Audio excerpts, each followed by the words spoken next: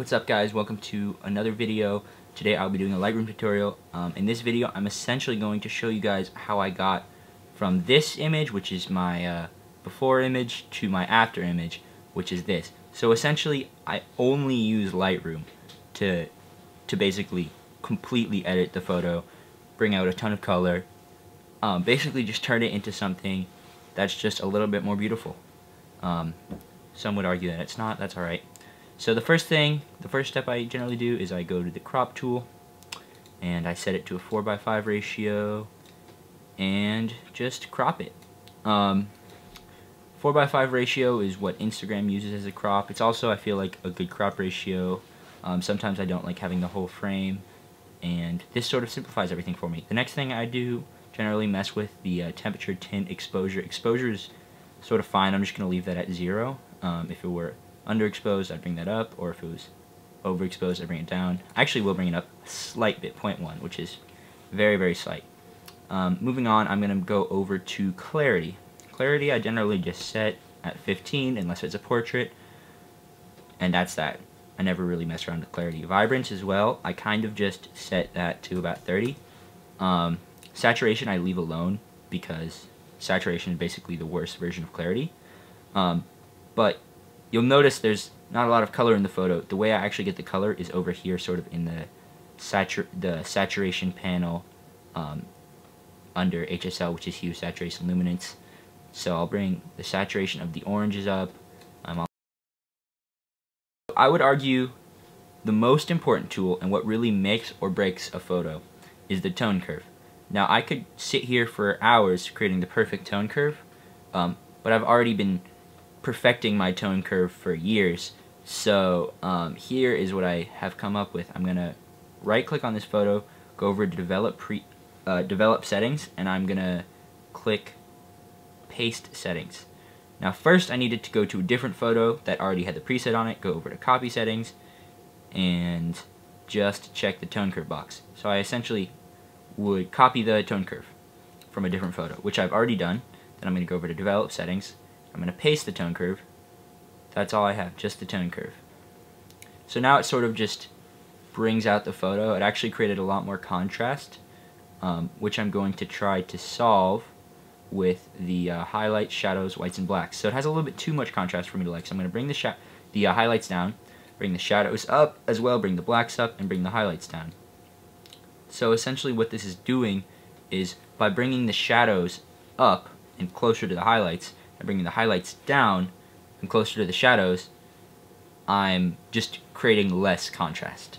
And the same applies to blacks. Blacks and shadows do similar things, and whites and highlights do similar things, so you can sort of use them in conjunction. So that all looks good.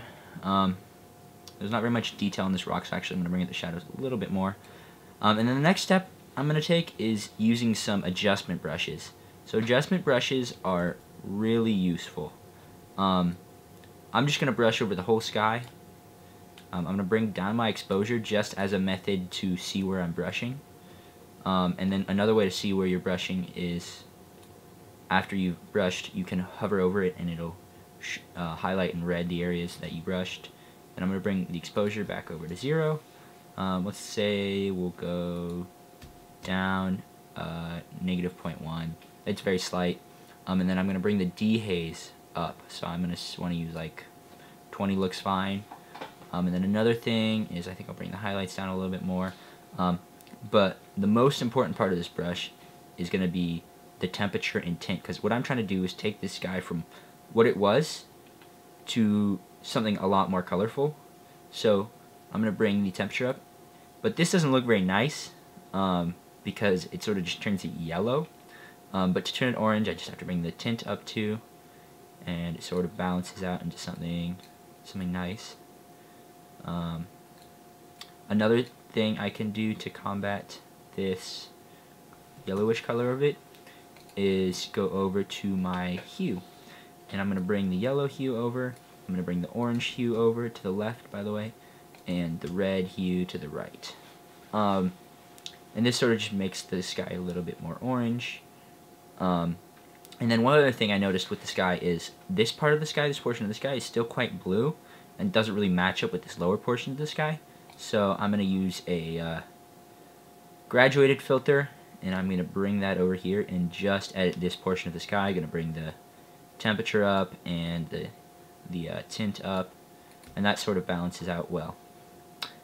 Also, the exposure I'm going to leave down just because I felt like it was too bright at the top of the sky there. And then another thing I'm going to want to do is basically go down to the dehaze of the actual photo, and I'm going to set that to like 20. 20 sounds fine. Then also down here, under camera calibration, I can mess around with the blue primary. Now the sky is still kind of yellowish, which I don't really like, but one thing blue primary does is it polarizes the colors, so colors are pushed either towards a cyan color or towards a red color. So that brings all the blues and the purples over towards this rich cyan color, or turquoise, I guess, and then it brings everything else over to a reddish color. But I'm going to do that on a much smaller scale. Let's go with -30 looks fine. I think that applies a pretty good contrast.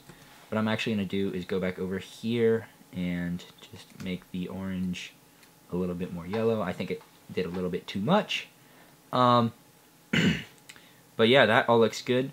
Another thing you can do is under the lens correction panel, you can click enable profile corrections.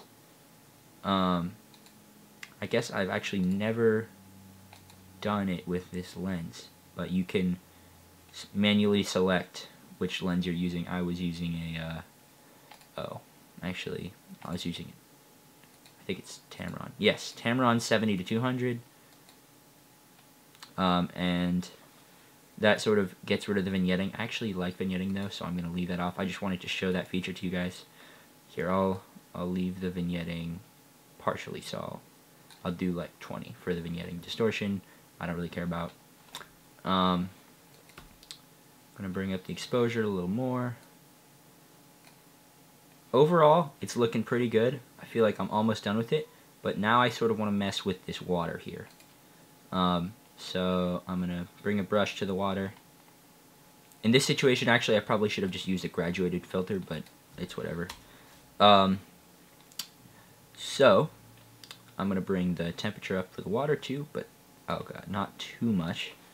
And I'm going to bring the tint over as well, because what I did when I polarized the colors using the camera calibration and the blue primary hue, I essentially brought the blue colors very cyan, and I kind of liked the initial purple color that they had, the purple tint to them. So I'm going to leave that like that.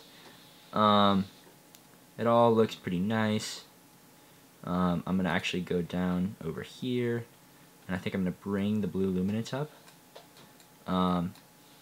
And also going to bring the aqua hue all the way over, because I noticed there's just a little bit of aqua, and I kind of want that to be purplish. It doesn't have that much of an effect, but if I were to bring the blue over, I could totally change the color of the water to sort of anything I wanted. It's a little purple, so I'm going to go, I don't know, -5, -10. And then overall, that's sort of what I was looking for. I think dehaze, I'll bring up a tiny bit more. Yeah, I think that's kind of where I was going with this. Alright, thank you so much for watching. If you guys want to download the preset from the edit that I used in this video, I'll be giving it away to people who vote for me on the Red Bull Can You Make It challenge. So essentially what this challenge is, Red Bull will send groups of 3 people, so I already have a team with me and my 2 friends, to Europe, and they have to travel across Europe with only Red Bull as currency. So everything has to be bought in Red Bull, which is kind of crazy. But anyways, me and my friends are entering the challenge, so go vote for us, and then DM me on Instagram. My Instagram is @UWO, and I'll send you a preset and check out your Instagram page. So anyways, thank you so much for watching. Have a great day.